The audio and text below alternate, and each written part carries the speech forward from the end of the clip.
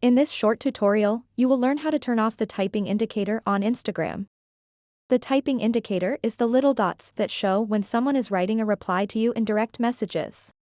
Sometimes, you may not want others to see when you are typing. This can help keep your conversations less stressful. To get started, open up the Instagram app on your mobile device. Then tap on the messenger icon at the top right corner. Now that you're in your DMs, scroll through the list and select the conversation for which you want to turn off the typing indicator. With the conversation open, tap on their name at the top left corner to access additional settings related to this specific conversation. After tapping on the name, a new menu will appear with various options related to this chat. Look for privacy and safety within these options and tap on it to proceed. In this section, you'll see various privacy settings available for this conversation. Look for the option regarding the typing indicator.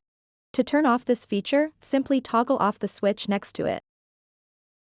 Once it's turned off, this person will no longer be able to see when you're actively typing in this particular chat. So that wraps up this tutorial. If you have any questions about this whole process, please let me know in the comments section below.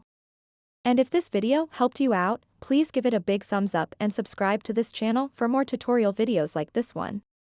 Thank you so much for watching and have a good day.